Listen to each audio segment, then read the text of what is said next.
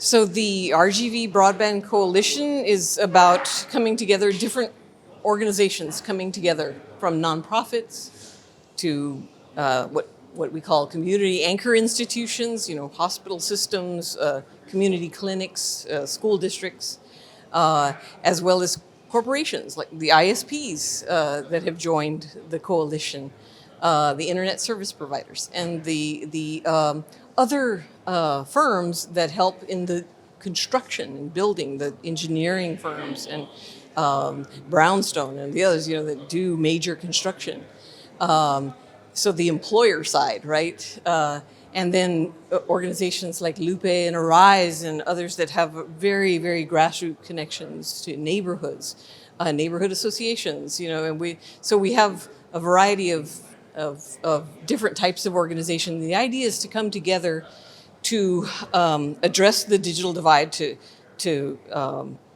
get rid of the digital divide, right? To bring connectivity to everyone, and so we're dealing with policy issues. So the implementation of the Infrastructure Investment and Jobs Act, some of the rules that are written don't make sense. They don't match what people's lived experience is, right? Or the mapping that has been done of this region in particular, and many regions across Texas, that is inaccurate, and people have a lot to say about that. And we have some data, right, from the U.S. Census American Community Survey of people's experiences, whether or not they have connectivity. But that's not in the map. so we have some information in the maps, but overall it doesn't give an accurate picture. It's about getting together and understanding what are the best practices in the field. How do we really solve this? The engagement with counties, right? Working with ISPs in public-private partnerships. That's one great option for expanding broadband and making it affordable for people, and investing in the very foundation of our economy, the fiber optic infrastructure that makes everything possible, right? That makes wireless possible and so forth. So how do we bring economic development to the region, to be able to attract industry to this region, to create jobs, right? And how do we help prepare people for the jobs now and for the future, right? When Brookings did a recent study, about the RGV, about the country, and certainly found that the RGV has the lowest number of jobs that are high-tech jobs. And that really impacts an economy, right? As we get into artificial intelligence and all of that, and the kinds of skills that are necessary. A lot of the young people from the RGV, they're getting the training, but they're going away for those jobs. So it's important to be able to attract industry. It's interesting. People always say, oh yeah, we need to prepare the workforce. Yes, we do. But we also need to invest in the foundational infrastructure of our economy. It's the foundation for healthcare, which is one of the top 2 industries that create jobs in this region, and it's the foundation for commerce, right, in general, for efficiency and effective border management, right, and trade, all of that, right, education, opportunity. So.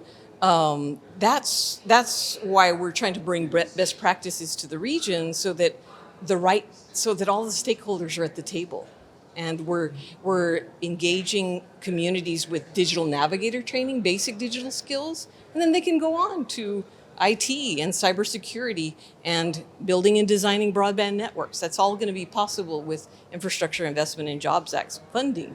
So we have the employers at the table, and we have the people, right, that need the jobs, the community colleges, for example, that need to create those opportunities for young people, train them, and then have paid internships and apprenticeships, all that funding that we need to have robust programs so that people can stay here, create their entrepreneurial ideas here, their businesses here, and have job opportunities here that are at the higher level digital skills jobs. That's what's going to create a robust economy, get us out of this cycle of persistent poverty, right? And Congress, in fact, that was the wording of Congress. It was target persistent poverty regions with these funds, because they know that that's who is on the wrong side of the digital divide, right? That's where investment has not been made in infrastructure, and infrastructure that can be used for economic development and economic opportunity. You need to have public, private, a great mix that creates that environment. So today the coalition decided to have their meeting here at Lupe. Remind us why this hits home for you and that study you did all those years ago. Yeah, well, when I was with the Federal Reserve, and I had and I worked closely with Lupe at that time, I was conducting the Texas Border Colonias study, and it was the residents of the colonias. I was not asking that question. I hadn't thought of that question, but they were talking to me about the digital divide, about the fact that their kids couldn't do their homework. And they would, Mijita, we're having a focus group, and they, Mijita, can you make my phone a hotspot so that my little boy, playing, could do his homework? And of course I didn't know how, but my intern knew how.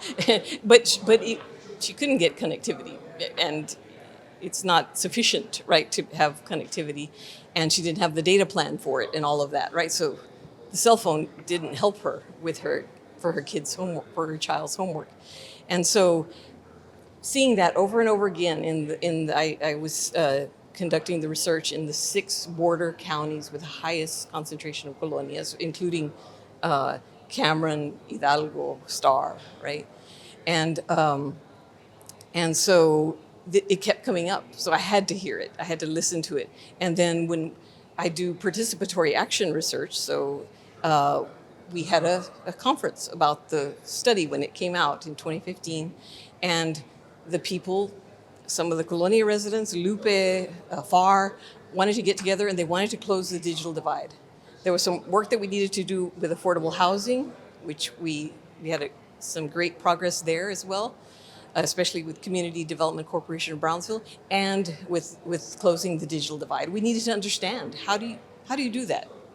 A lot of the solutions that had been brought were Band-Aids, that, pass out computers to kids, right? Yeah, but then they don't have connectivity at home, right?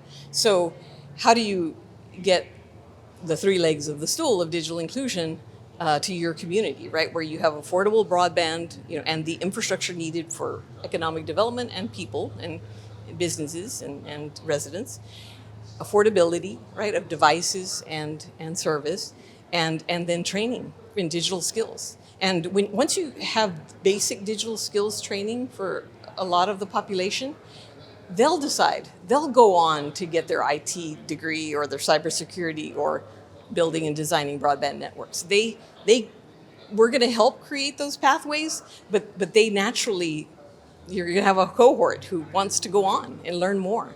And so that's how we're thinking of workforce development with regard to digital skills in the coalition, and the kind of funding that we want to attract is to create this continuum, right? That people can get the basic skills, and we have digital navigators spread out across the RGV that we want to create, and then more in the terms of workforce development with our community colleges and so forth. So Cameron County and Hidalgo County did studies. How bad is the situation down here compared to other parts of Texas, say? Mm-hmm.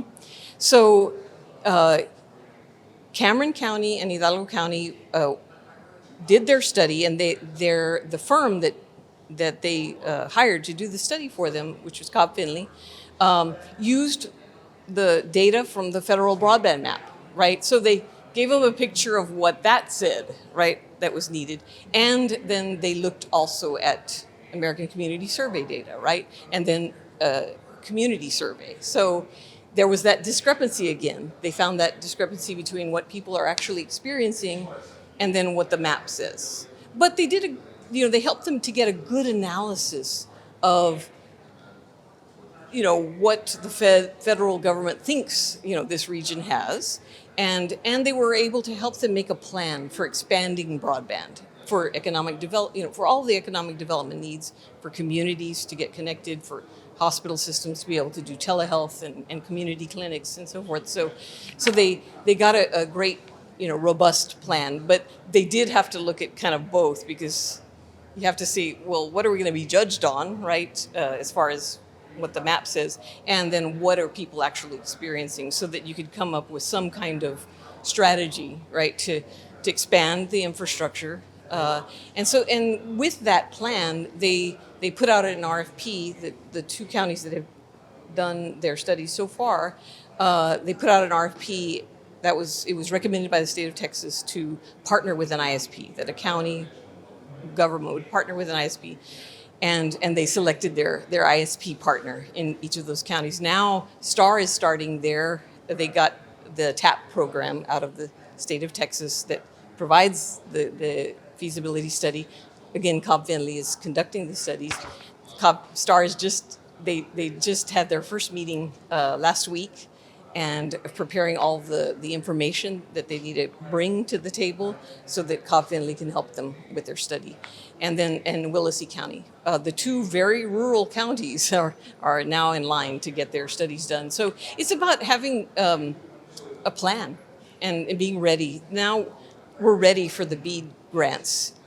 If they are open to to this region, we are ready, because we have each of the counties have plans that are very solid plans, and the coalition is working. How do we complement, right, the broadband expansion plan with what the state calls the digital equity or the digital opportunity programs, right, like the digital navigator programs and computer distribution programs. And all of that. So how do we complement the two? In other words, they're not just happening in vacuums. Anytime you're working in a neighborhood to bring digital skills, you can also say, oh, and this ISP has affordable service. Would you like to sign up for it? So connecting all the dots with people is what we have in mind.